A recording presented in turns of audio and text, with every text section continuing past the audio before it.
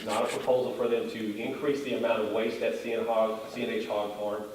As a matter of fact, this permit has no impact on it. It's just simply the same amount of waste that's being generated at CNH can now be land applied on these properties that are listed in this permit. So more waste, it's the same waste, it's just being applied over more acreage as opposed to less.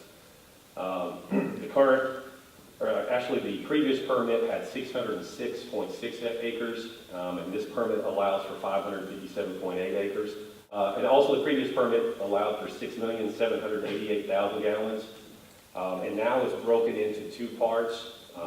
The amount of waste that can be land applied from storage pond number 1, and the amount of waste that can be applied from storage pond number 2. Once again, these numbers are no reflection on the amount of waste that's being generated at CNH.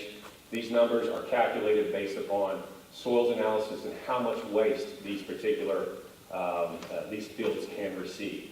So if you go through the actual permit itself, you'll see that there's a maximum application rate, and it'll identify one for pond 1, and it'll identify one for pond 2.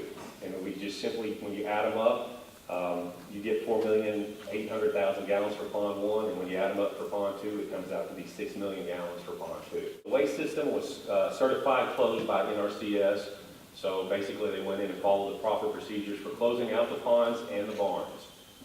So they no longer exist, so they're not allowed to bring any hogs onto this farm.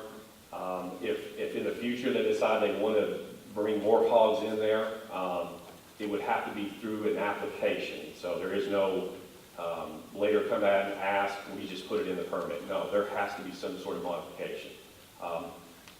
So also remove fields that were high risk category. So when I was talking to you about the 606 acres and it's being reduced to 557, so a few of the fields that that were listed within their phosphorus index indicated that they were high or very high.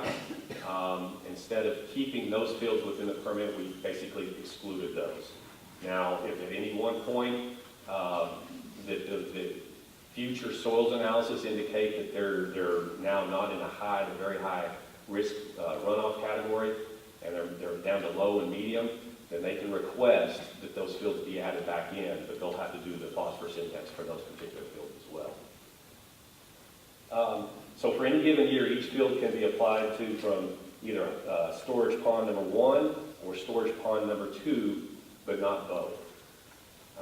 And so that makes calculation of the phosphorus index significantly easier. So if you're going to do land application from pond 1 in January, and then you go do on the same field a land application in July from pond 2, and then you try to combine them, basically you have to run the phosphorus index 3 times, add the numbers up to get the one phosphorus runoff risk for that. So this simplifies things tremendously whenever they talk about applying just from pond 1 and pond 2 and only one time a year.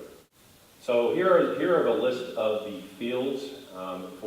For a more detailed list, I would recommend taking a look at the application. The Let Fork Creek of Big Creek has a total of about 469 acres. Shop Creek has approximately 53.8 acres, and the headwaters of the Little Buffalo is 24.2. Now there is one that's in the Hurricane Creek that's 10.2 acres. That is actually outside of the Buffalo River watershed. So that would be that doesn't actually go towards